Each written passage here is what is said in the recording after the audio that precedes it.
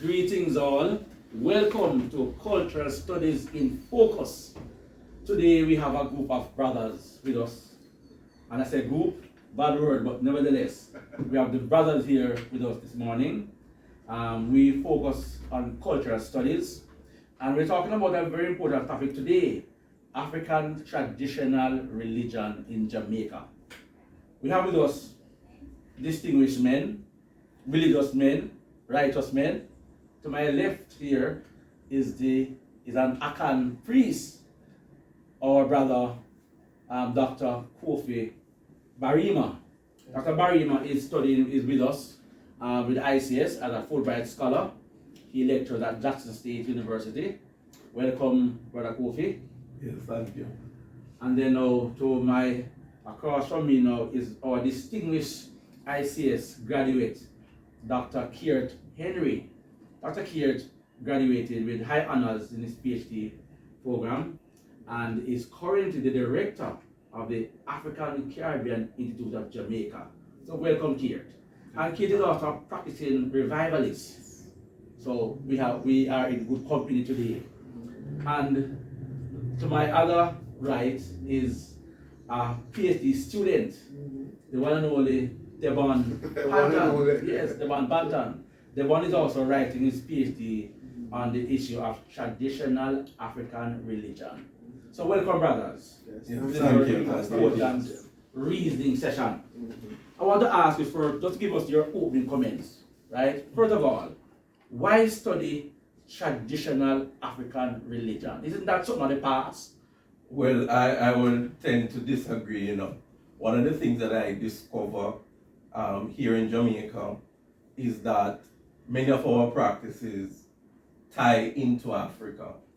One of the things that I realize is that many of our concepts, whether it's concepts on herbalism, the usage of cerci, the usage of kola nut, many of us don't realize that these practices are handed down. And so therefore, the study of African traditional religion allows us to make those direct connections with the African source. All right, hold it right there. We're going to get back to you on this issue of connections, right? Yes. Brother Kiert. I just want to pick up on that point about connections and the fact that these traditional religions here in the Caribbean actually tie in Africa. It's the source or bridge between us and the motherland, and of course it feeds into the whole issue of identity and national development and how we continue to develop as a nation. And the presence of African traditional religions here in Jamaica, of course, is important because they seek to maintain that sense of identity and connection to the motherland. Very interesting. I'll come back to that too, because today people don't want to associate with anything Africa. So you have to elaborate on that part of that point. Brother Devon. Yes, Dr. Glass, I agree with everything that has been said so far. And I would point to a very, what I would consider an almost subconscious response or reflect action. In a bar, a man gets his liquor, and the first thing he does is tip a little on the floor and drink it. That little is libation to the ancestors. It is here, even if you don't see it. I remember as a small boy, my mother used to tell me, "Sorry, rest in peace." Momsy used to tell me, when I eat my supper in the evenings, I must wash out the plate that I eat from. I must turn it over on the counter. That when them other one come around in the night, they have something to eat. I did not know what it meant then, but I know what it means now. When the ancestral spirits come around, there's something for them to eat. Feeding the spirits again. Yeah. It is very deep within Jamaican culture, even if we can't recognize it. Yeah. And then, just tie up on what you're talking about, feeding. The other day on Sunday, I was on my way up to Above Rocks, and I went and I stopped at a cemetery in Hackers Hall. And on the graves, they had, what's that milk again? The sweet milk. Condensed milk on one of the graves. Another grave had a bottle of rum on it. Yes. Another grave had candles burning on it. Yes. So the idea of feeding the dead, visiting ceremonies is still very much alive and well respected within the population today in Jamaica. So if I get you guys correctly then, you're saying then that although we have kind of stigmatized in the past African traditions and all that, it have seeped into our culture in many different ways. Well, I would say that the stigma of being Africa has not left, but it's culture. Yeah. So even though we don't want to say it is African, or even though we don't want to say we identify with Africa, it's culture. So for example, what I mean by culture, when Jamaicans migrate and they go to New York, they cook rice and peas and it's passed on to children and so forth. So therefore, when Africans were brought into the Caribbean, Igbos, Akans and so forth, when they were brought into the Caribbean, and if your grandmother is doing something, you're going to do it. Whether or not ethnically you say, okay, I'm an Igbo man, or ethnically I'm a Yoruba man, culture is something that the slave trade did not destroy in its entirety. Yeah. So culturally, we remain African, because it's not something that we pick up and say, okay, you know what, I'm going to read a book, I'm going to learn how to feed ancestors. Culturally, it is rooted within the culture of the society. And to add to that, these religions, let's say revival, Kumin and so on, they are important because these religions carry the cultural memory. They're the carriers of our cultural memory. And so in every Jamaican household, whether you are a practitioner or not, for example, I have a neighbor, she is not revivalist, but whenever a baby is born, she would tie a red ribbon in the baby's head, you know, with the idea that it would ward off the spirits. Whenever someone died out of the house, it would, for example, put the clothes out in the yard for the spirit to come and take the clothes. So we have these deep folk practices and belief systems that are entrenched, that are a part of us. So it has actually infiltrated what we call popular culture then, or traditional African religion. You want to talk about this thing about gathering, because I've been interested to hear about this gathering. Gathering. I did a video, and you know it is available on YouTube if you wish. And you know, first of all, the mechanics varies from tradition to tradition. All right, and while I can't say which tradition I was talking about, the idea behind the whole thing is that first of all, open your minds. Well, I know I don't need to tell you guys this, but consider a spirit living in a tree. It's not sitting on a limb in the tree. The spirit dissolves itself in the entire tree, all the branches, the trunk, the leaves, everything at the same time. Likewise, a spirit in a river is not like a physical body occupying a river. Consider throwing a bottle of ink in water and the ink spreading out, occupying the entire thing. That is how it is. Now for the gathering, the spirit actually lives in the ring, and it doesn't have to be a ring. Can be an earring, can be a ring, can be a bracelet, can be a pendant or some waist belt, right? That is out of sight, you know, something you keep on the person. And that's the whole concept behind it, how I understand it. And it may vary from tradition to tradition, you know. Different traditions have their own way of doing it, you know, and the rituals involved are complex. And all that. Yeah, some use perfume, others use other things, you know, I mean, that kind of stuff, yeah. So that is part of us. Like they say, a lot of the people you hear on the radio hitting out on revivalism and, you know, may fire be burnt in the bed of all government officials who want to decriminalize Obeah. They have their own healers that they visit in the night. You know, when you speak to the healers, if they trust you enough, they will tell you. And they call names too. Someone knows what's different. We're looking at what we probably call like hybridity. Yes. Or masking to some extent. Double consciousness, where you hide an aspect of what you believe because you want to progress within the society and realize the society does not necessarily accept this as normal.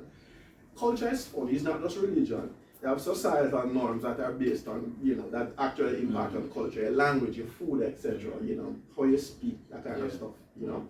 So all of that combines to make culture what it is. And like I said, it is everything. You can identify a particular thing and say that is culture and that isn't. It is all of it is culture.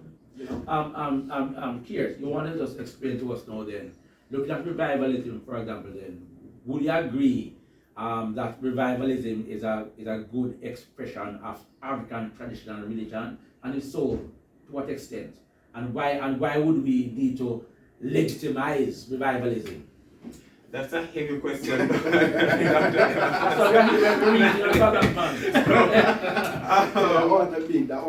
a heavy question, man. So first of all, I want to take issue with one of the words that you used in your sentence. Right. The question is good. And we here in the Caribbean are still struggling with concepts of good and bad. Right. And what we classify as good and bad, or good Very, and evil. very interesting. And what we classify as sacred and profane. Yeah, very good. Where very in good. fact there are no binaries Yeah. in these spiritual traditions. You know, it's all about energy. And Just explain what we mean by binary here now, because you hit on a very good point. Yes. You're saying because we were being Christianized in the dualism of Christianity, devil versus Christ, good and bad, heaven and hell. Right. Just explain what you mean by binary for us now, and explain how that leads into the revivalist understanding of their tradition and religion. So it's basically the lens through which we see and interpret things. Let's go into race now as purely black or white. Concept of black magic versus white magic. What is that really? And when you go into that, you really see the complexities of it, and then to understand the historical context around which we continue to interpret things such as black or white, you know, good and evil and so on.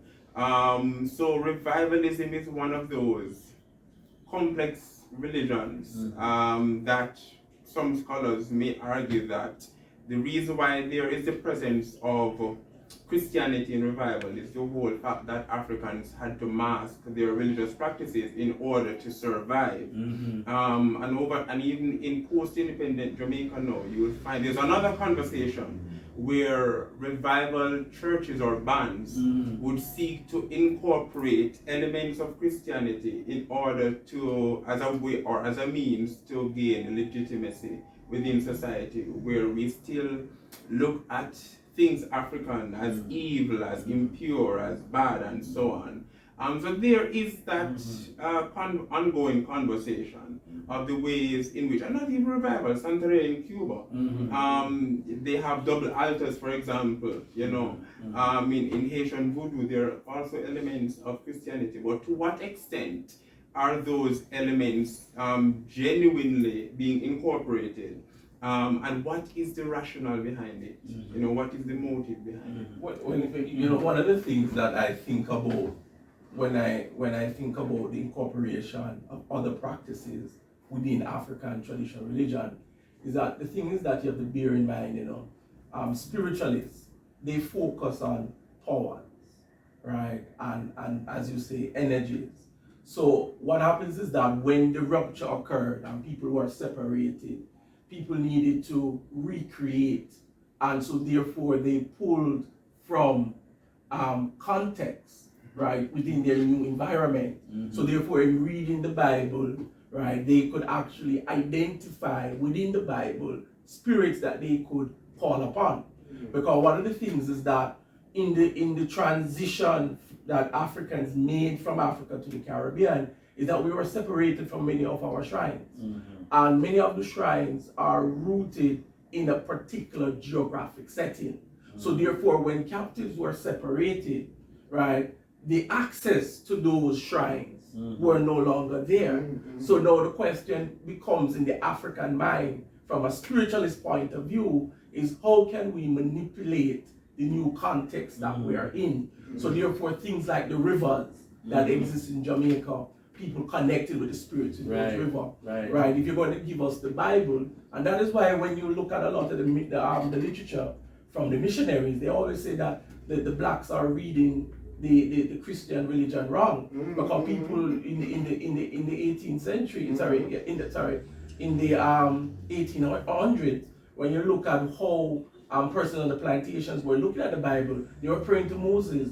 They were praying to all of these Old Testament saints because they were looking into the Bible and they were applying an African logic and reading the biblical text through that and creating that same sort of pantheon of spirits. So it's much more than masking. It's much more than masking. It's creating a hybridity, a hybrid thing that works for them. It's trying to deal with the new context. I think that sometimes we get lost in these words. It's people who are spiritual and they know that God exists and God exists everywhere.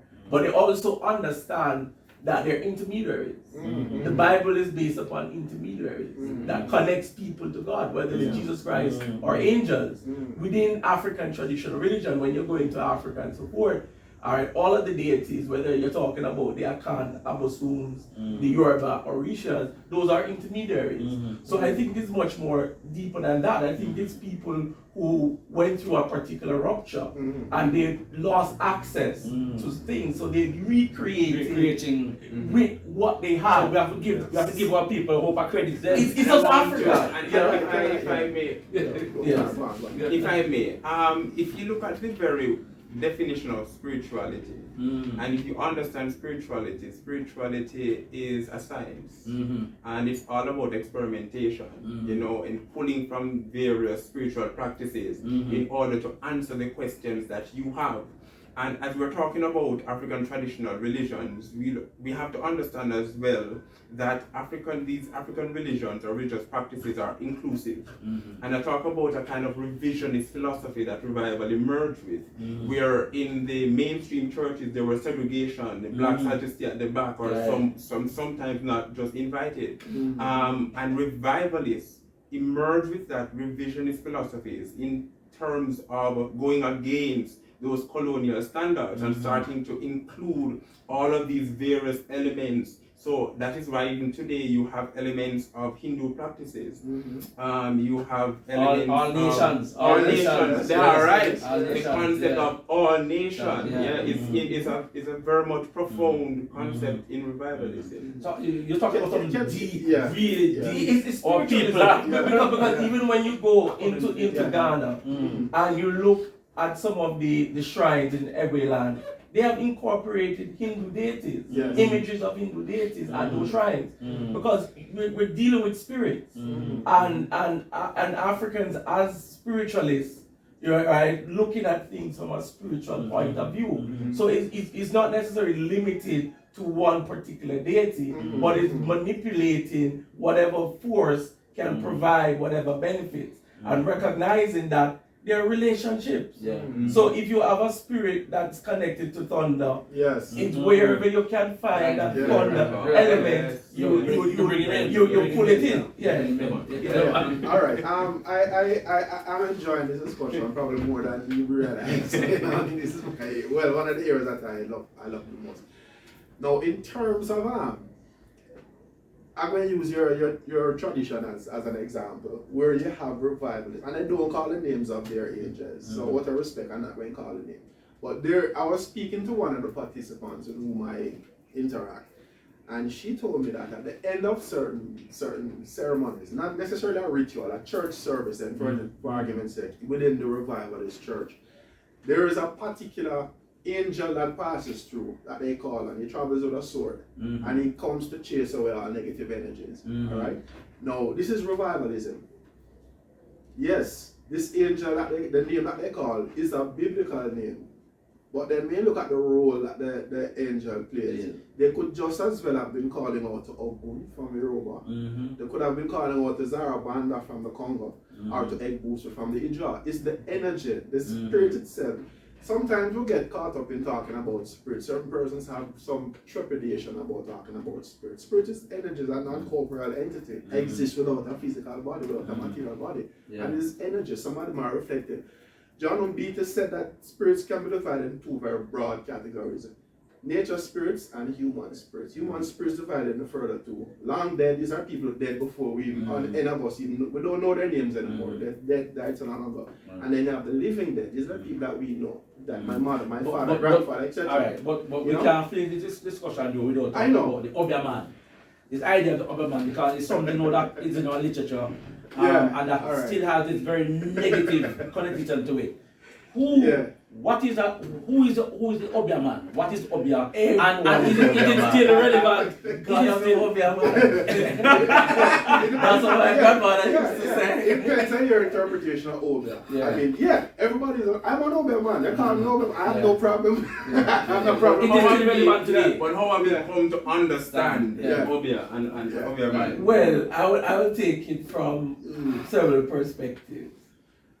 We know there's controversy over the term in terms of its origins. I work with the idea that the term is a combination of the Igbo term Obi, which is the word that the Igbos use for kola nut, and Deba, which is they use for diviner.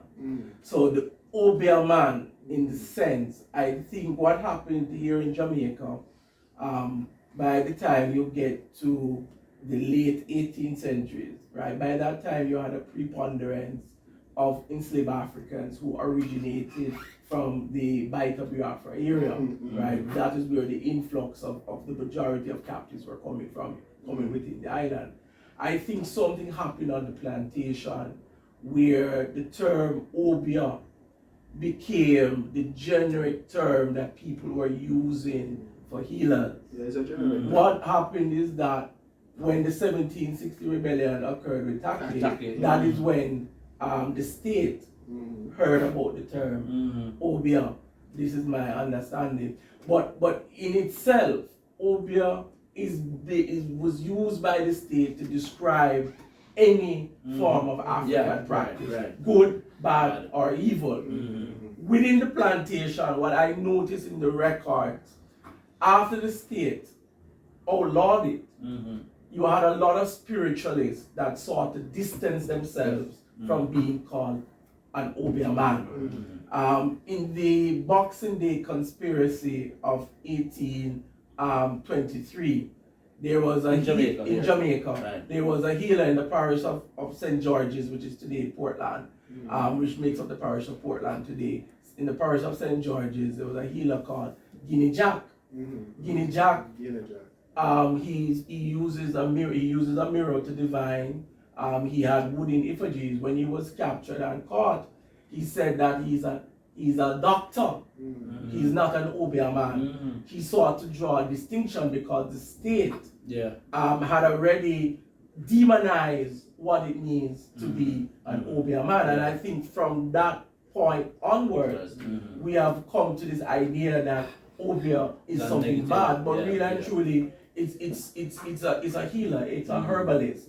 But because the state outlawed it, we tend to shun and move away from that terminology. But it's interesting, we're all into herbal life now, right? So all of us talk about exactly, because it's anything that is African practice. You know, and the ways in which we look at Obeah as a form of illness, mental illness. You know, and we have to look at the role of this state in times past and to some extent today, how they have sought to demonize, right?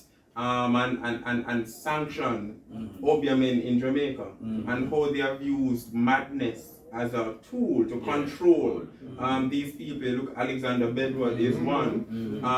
And in 1931, there was a bill proposed in Parliament to outlaw the practice of revivalism on the grounds that it contributed to mental insanity in Jamaica. So we have to look at all of those terms as well. And interestingly, I have a godfather, and some people, the local, Jamaican, would classify him as an Obeah man, but then he would tell you that he's not an Obeah man, he's a shaman. Right. Shaman. Okay. A shaman, which was quite interesting to me. So we have all of these things contending with in society today. Yes, very interesting. I think the state has to remove the term because you have a lot of new people coming in, like the East Indians, and they're allowed to freely go about advertising their practices. Cards and exactly, on national TV. And then you as a black Jamaican, and then you are considered to be outlawed. And legislatively, it's illegal. On the books, One of the things that people look at to say and they decide that Obeah is being worked is when they see candles, blood, and feathers and all of that. And how that came about was on the plantation when the enslaved needed to plan their clandestine actions. They would meet away from the plantation in the deep forest or the jungle. And they needed a source of light. So it was either a candle, bottle torch, or something, or the moon. The moon is still very important to the Maroons today. They don't do any ritual unless the moon is quote unquote properly positioned. They will know what it properly means. Alright? Now they would also carry some rum to appease the spirits of the ancestors and the divinities to whom they were supplicating, as well as any wandering spirits that may have claimed the land to appease them.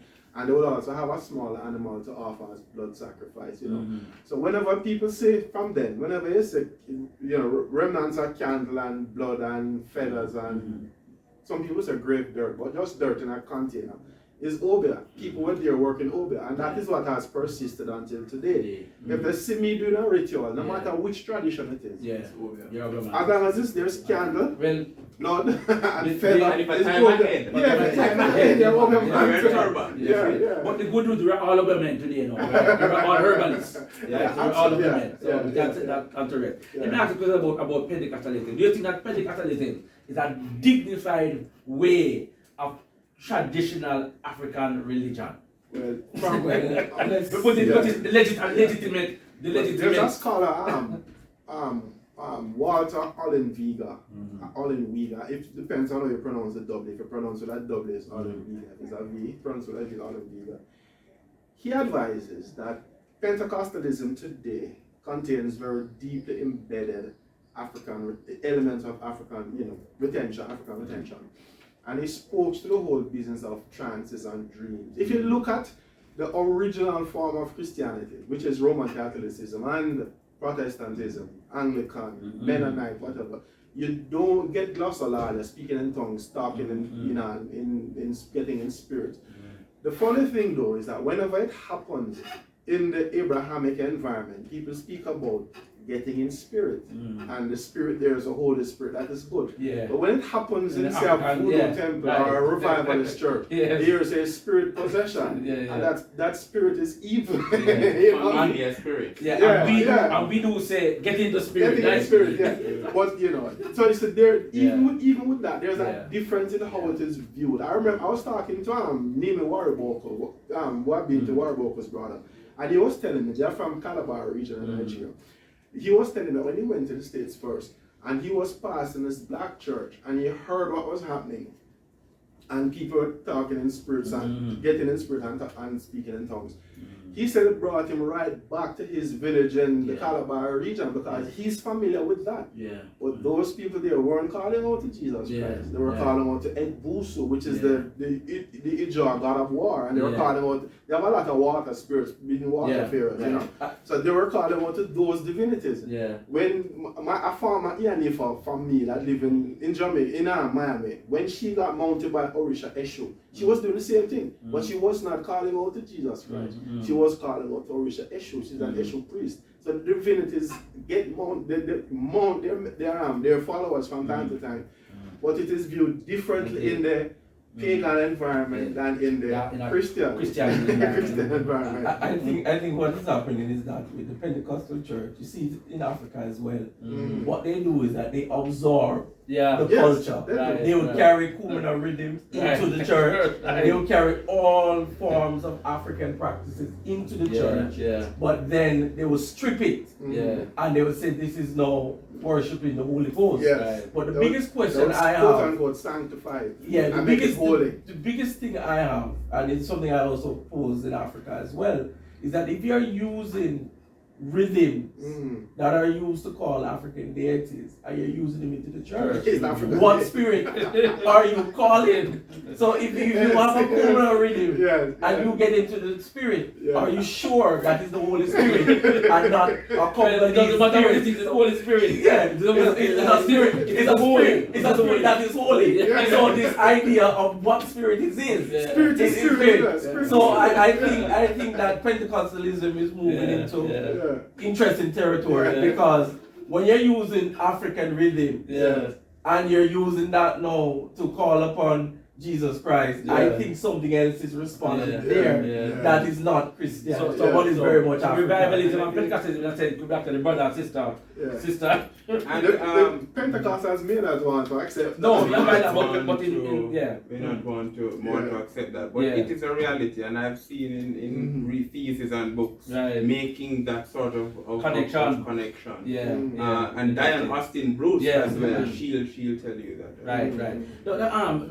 After another question, in terms of the impact of African traditional religion and our popular culture. You were talking earlier about some connections.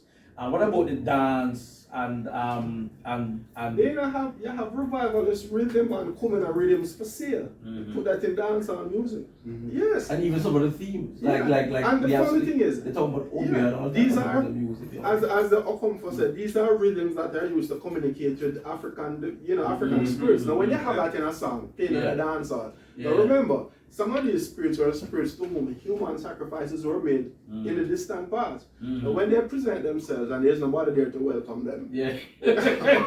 So you say dancehall, well, I don't know. Yes, because we focus on dancehall. Yeah. You say that even what dancehall Yes, stage those shows and all that. those now. with revival rhythms and those with communal rhythms Yeah. can in fact be inviting some of the divinities from the other traditions, from these traditions. Interesting. And let me jump on that. I tell people all the time that Kumina was Jamaica's first dancehall. Yeah. And if you look at the similarities between a Kumina ritual and a dancehall session, Yeah. there is a close relationship between the drum and the body. Right. Just like dancehall, between the speaker, the sound system, and the body.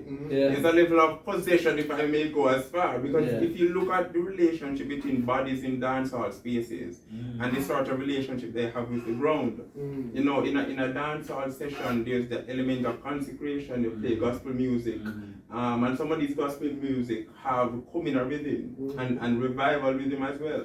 When you have a man beside the sound system drinking a liquor, pour some on the ground. Yeah. So Like they shouldn't even know it. You don't know. there are these elements that are continuing with these popular spaces. But even the rubber dub movement, those rubber dub where them look very highly sexual. Have you ever looked at some of the fertility rituals and the death rituals that are done? It's a way of saying to that death isn't the end. We can still create life. It's a way of a death conquering rituals, a movement. They're not thinking about sex, but that they're doing the movement. Yeah. But in our dancehall setting, the man I say, okay, if she would dub with me, then maybe he can, And it's bad, but that's just part of the culture again. And also, sorry to No, go on, there's this article that talks about pum pum culture and going back to fertility dance. Look at the relationship that women have with the camera, you know, and the same crotch culture. You know, it's these are things that we talk about some deep issues here. Deep connections. But listen, unless you know what to look for, you will not realize what is happening. So this is how the importance of studying cultural stories come in. We can identify some of the things that may have flown over the head of some other people, but we see it and we know where it's coming from. Yeah. So what about dancehall practitioners really understand? I doubt that. Them just talking about making music to make money. Yeah. And I think some of them may understand. You think some understand? Yeah. It's possible. Like for example, you have a young man, Popcorn. He's from St. Thomas. So he's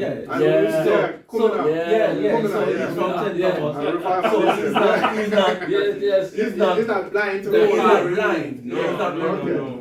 he's not removed. And I think a part of the problem is that we continue to distinguish between sacred and profane. It's not really so. The moment we start to think in those terms, then we see these things clearly.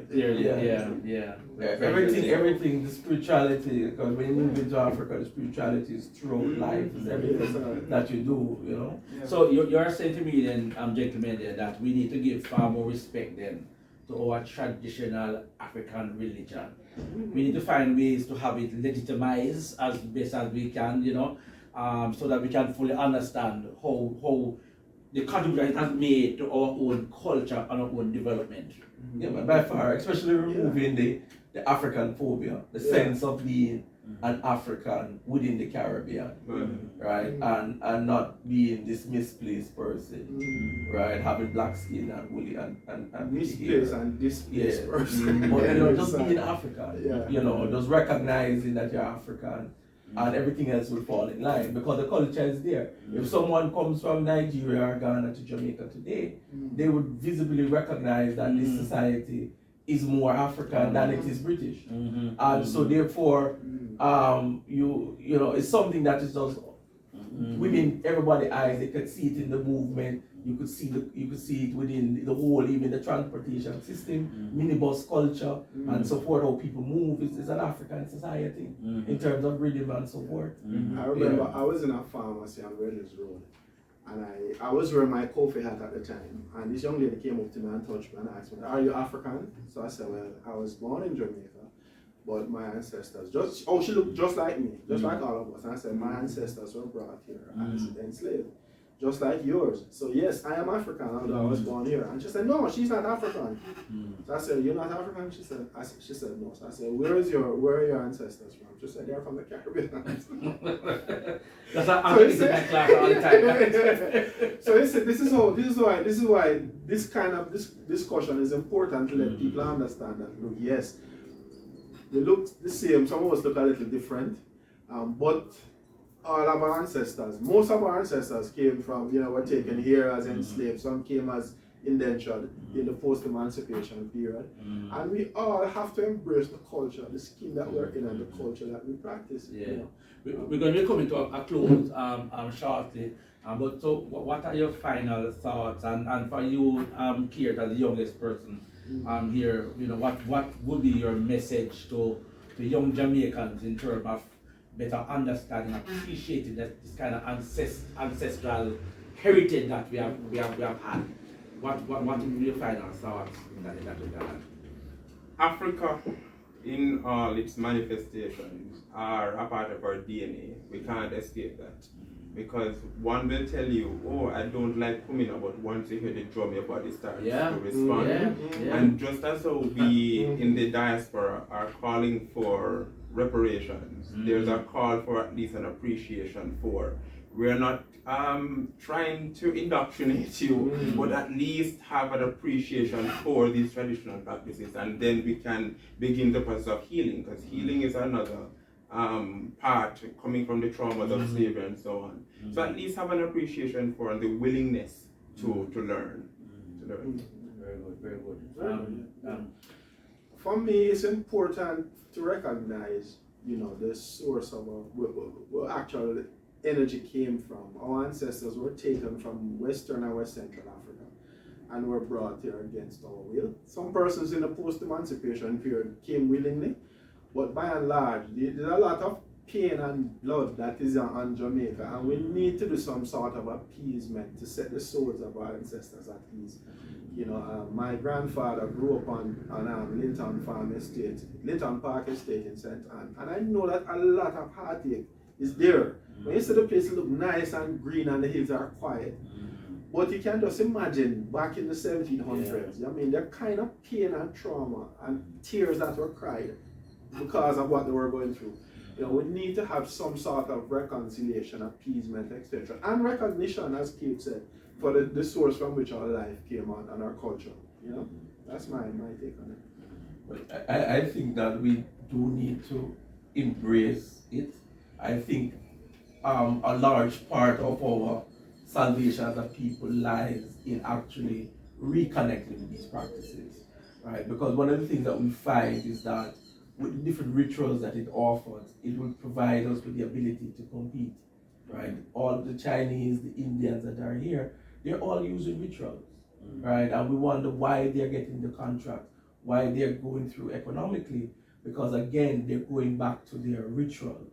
So I think that if we could find a way to re-embrace the spirituality, it definitely will help us to begin to fight for a real sort of economic liberation, political and social liberation. I think that is the way to go.